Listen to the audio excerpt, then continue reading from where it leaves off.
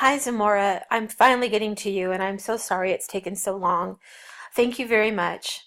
Your essay is interesting. You definitely have um, an energy and a bubbly way of writing, and uh, I would that makes me want to know more. So I have a lot more questions because I do feel that the essay is on the short side.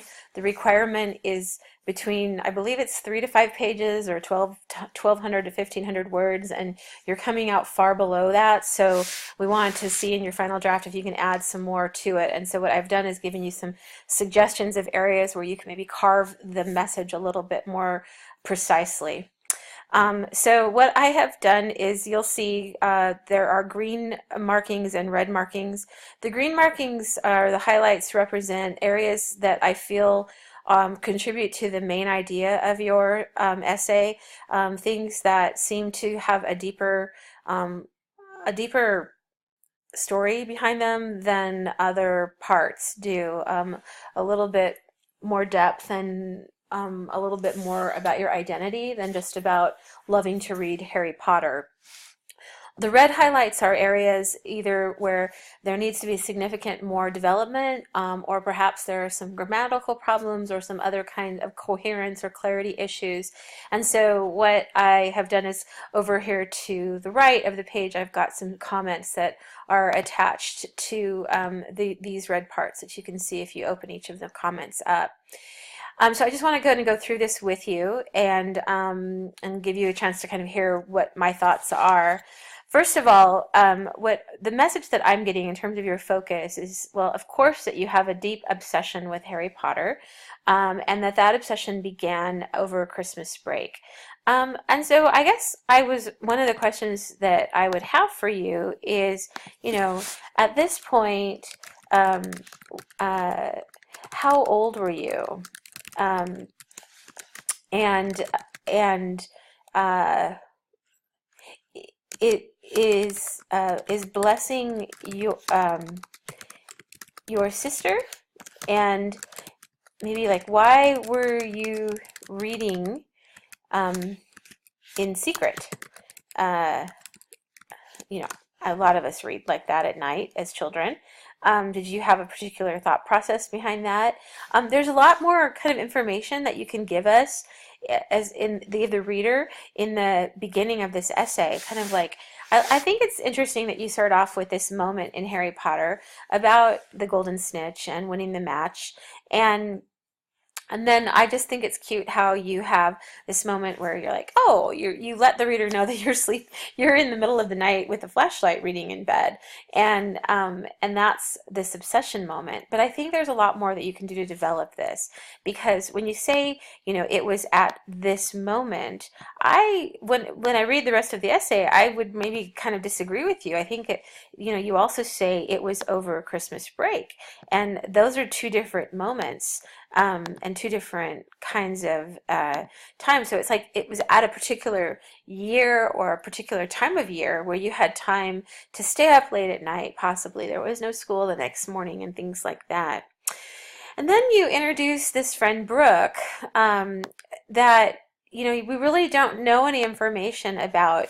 You could give the reader more information about Brooke and how she figures into your literacy development.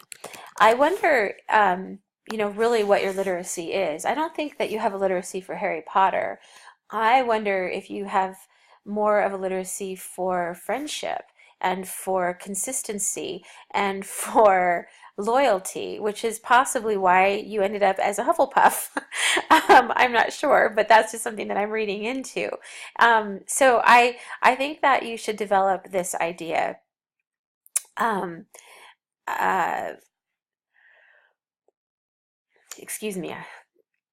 And and maybe let the reader a little know she was one of the, that way when you tell us that she was one of the few people that you trusted with knowing how deep your Harry Potter obsession was, is like, well, I'd like to know, like, why was she one of the only people that you trusted? You know, and I put some questions over here. Was this something that you hid from other people, your peers, like at school and stuff like that? Did other people know this about you, that how deep your obsession went, or was Brooke like one of the only people that knew? Um, and why is that? Like, why is Brooke in that intimate part of your life? And then this whole conversation between you and Brooke about which uh, which house you guys are in, or which house you're in, and that Brooke guesses the house that you're in, even though you didn't want to be in that house, which I totally get because I think I feel the same way. But you know, this idea that this is the most boring group, and they were only known for being loyal friends, and then you didn't, for some reason, that you didn't like that, you know, like, and I guess he's, you know, it's like, why don't you want to be in this house, you know? That's interesting idea, and yet you end up being in the house, and then you never told Brooke about it. And why is that? I'm also intrigued by this idea that you're still reading in the darkness, and that you still read by flashlight. Um, so why is that? Like, is there some sort of an adventure in reading that way? Do you only read certain books at night? Do you do your homework that way? Or is this only the type of reading that you do for Harry Potter or books like Harry Potter? Is this a special time in your day, in your week, in your weekend? Is this a relationship that you have? Has your relationship with Harry Potter and the world of Potter made you a different person? And if so, how has it made you different? These are the questions of identity. These are the questions of literacy. You have a competence. A literacy is literally a competence in an area of knowledge, and you have a competence in the world of Potter. And so, what has that literacy done for you in terms of your identity, in terms of who you are? How has being an expert on the world of Potter, how has that influenced your friendships, your relationships, your identity, and the way that you see yourself in this world? That's going to get at the bigger focus.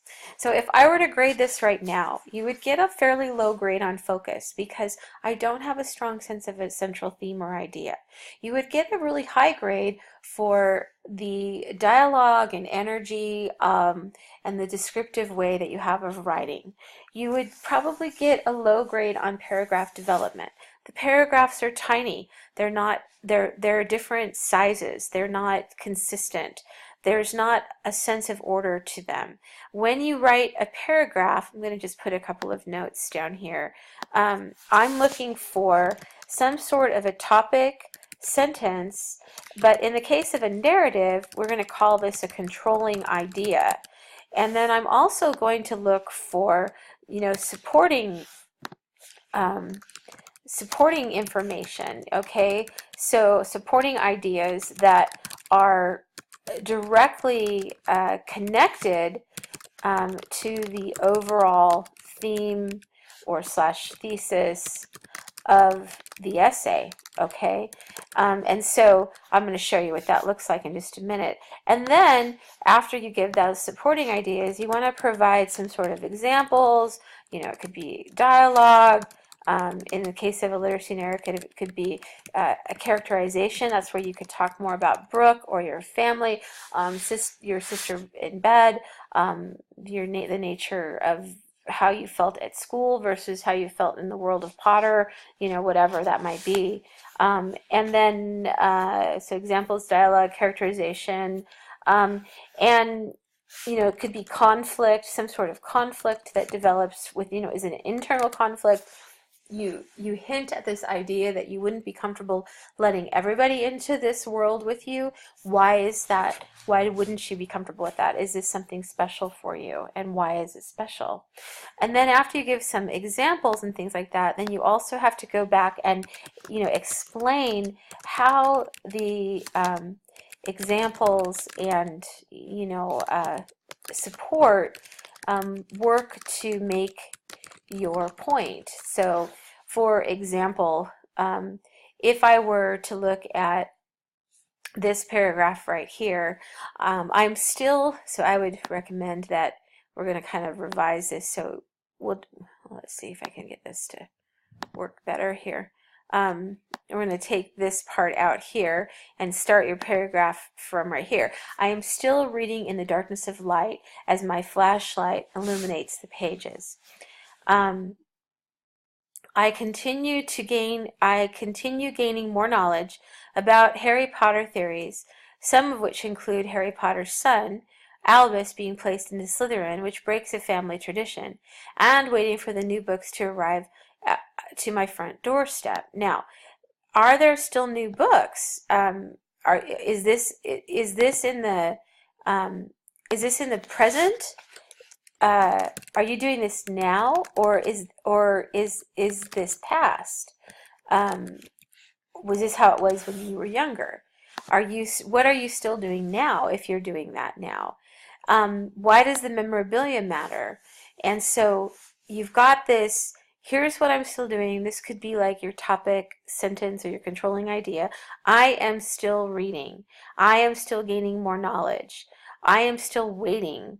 I am collecting, and why are you doing all of those things? What's the significance of that? I do these things. I read, I collect, I wait, I listen to these stories and make them a part of my life because they do what for you? And that's where you want to get to in that development of the paragraph. So like when I come down here, that's where you explain how they connect together. And then after you do that, then you have some sort, if it's, a concluding idea, or the transition to a new paragraph. So not only, so up here, not only do I have significance from this, and I'm just making something up, and then if I do a concluding idea, but I have also I have realized that it is because of Harry Potter that I love to read. Okay, and then that connects us to the next paragraph where you've mentioned reading and this idea. So so transitions are really, really important. Okay, thank you so much, Zamora, and I hope this feedback helps you. I'll talk to you later.